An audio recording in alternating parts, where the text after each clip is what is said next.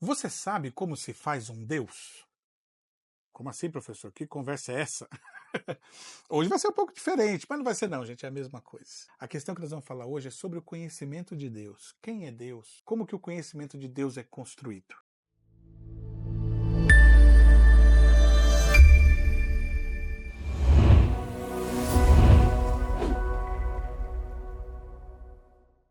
E vamos falar um pouquinho sobre esse assunto hoje. Como é que nós conhecemos Deus?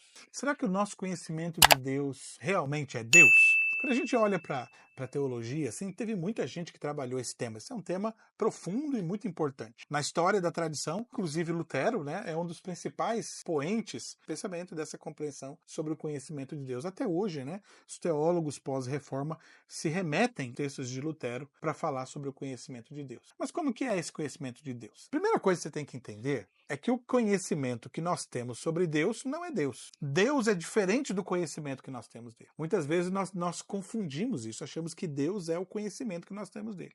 Quando eu era novo, né, eu fiz teologia. Na época que eu fiz teologia, eu lembro que eu via Deus pelos atributos. Para mim, Deus era os atributos. Deus é justo, Deus é amor, né?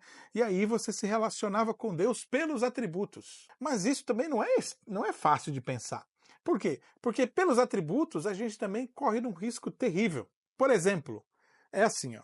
Você foi lá e pisou no calo de alguém. Aí Deus é amor, né? Deus é misericórdia. Você vai e pede perdão porque Deus é um Deus de amor e de misericórdia. Aí alguém veio e pisou no seu calo. Aí Deus é juiz. Deus é aquele que veio para condenar. Você clama a Deus para ele ir contra os seus inimigos. E aos poucos você vai, na verdade, criando um Deus. Não é Deus. Isso é as imagens que você tem de Deus. E muitas vezes, quando nós nos relacionamos com a imagem que nós fazemos de Deus, nós acabamos criando um Deus. Eu falo assim que você não precisa de um ídolo para ser um idólatra.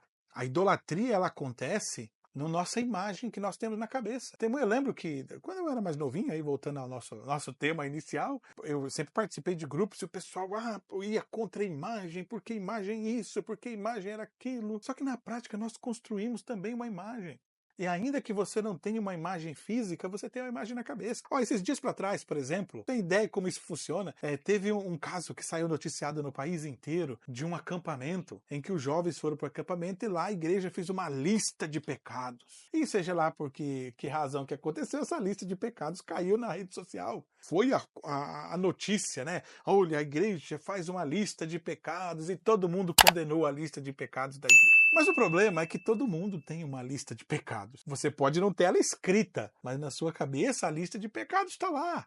Muitas vezes nós criamos estruturas e essas estruturas elas não precisam ser físicas e estar ao nosso redor. Muitas vezes elas estão aqui na nossa cabeça. E é assim muitas vezes o que funciona com Deus. E aí eu fico a pergunta para você, para te provocar aí, né? Será que você se relaciona com Deus ou com o seu conhecimento sobre Deus? E como você vai saber a diferença? Relacionar com Deus envolve um assunto, envolve uma noção do todo e envolve uma postura de criaturidade. Então esse é o termo usado por Paul Tillich, esse é o termo usado por Bonhoeffer, é o termo usado por Lutero. O que é essa relação de criaturidade? É o termo usado por Rudolf Otto, que é da ciência da religião. É aquela ideia de quando a pessoa se aproxima de Deus como criatura. Eu não me aproximo de Deus como aquele que conhece, mas eu me aproximo de Deus como aquele que precisa ser cuidado. O relacionamento de criatura. Vamos fazer uma ilustração simples? Como aquele bichinho que precisa do cuidador. Deus é o meu cuidador. Eu me aproximo dele como esse que quer ser cuidado. Então esse é o relacionamento de criatura que você tem com Deus. É muito diferente do relacionamento que manipula os atributos. Quem é Deus? Eu sei quem é Deus. Deus é isso, Deus é aquilo, Deus é aquilo.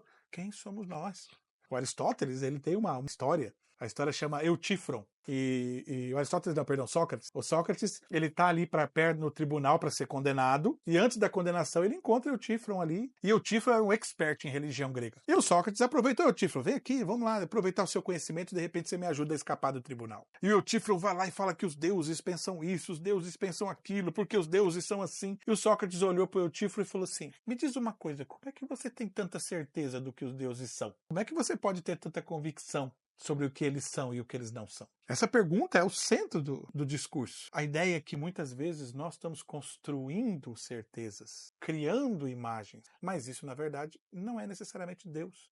Isso é uma construção nossa. Quando você olha um quadro, nós costumamos brincar. Brincadeira assim, nós costumamos fazer um quadro de Deus. Então, quando você vai fazer um quadro de Deus, o que tem no seu quadro? Ah, Deus é bom, Deus é maravilhoso, Ele é o dono do ouro da prata, Ele é aquele que sempre ouve eu e me perdoa quando eu sou pecador. E aí no quadro você só coloca coisa boa. Você não coloca no quadro lá que ele manda você ir, você não coloca no quadro que ele puxa a sua orelha quando você faz coisa errada. Você só colocamos no quadro aquilo que nos deixa felizes. E com isso nós construímos uma imagem de Deus que é superficial. Tem um estudioso brasileiro, que é o Rubem Alves, famosíssimo, e ele tem uma história muito boa para entender essa dimensão de Deus. Então ele conta assim, que uma determinada cidade tinha algumas pessoas, alguns cegos, que se reuniam de manhã para tomar café. E ficaram sabendo que viria um circo na cidade. E quando o circo estaria para chegar, ficaram todos ali conversando. Olha, vai ter um circo na cidade. Eu sempre quis conhecer o elefante. Vamos lá conhecer o elefante? Ah, vamos sim. Aí os quatro ali se combinaram de ir no circo e iam conhecer o elefante. Então foram no circo e no outro dia eles se encontraram então e foram conversar.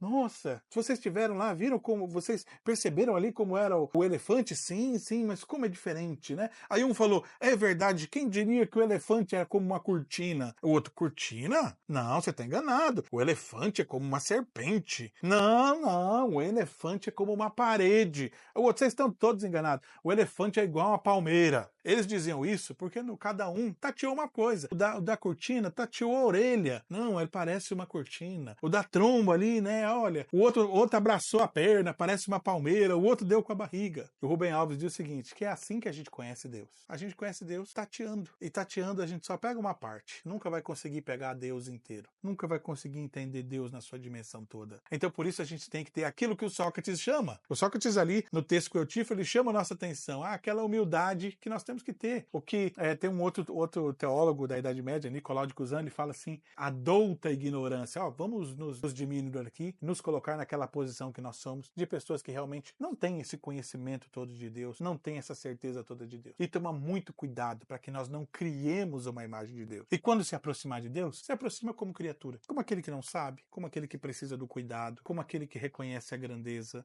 Essa postura que é a postura diante de Deus. E não a postura, por mais que você seja teólogo, não a postura do teólogo arrogante que sabe, que tem certeza, que olha, Deus é assim. Porque isso daí, gente, só leva a gente a construir uma imagem de Deus e só nos leva mais próximos de um conceito de idolatria do que, na verdade, é um conceito real de Deus. Beleza? Então, fico por aqui. Espero ter ajudado vocês. Nos encontramos na próxima e olha, não esquece aí de tocar o sininho e se inscrever no nosso canal. Até mais, pessoal.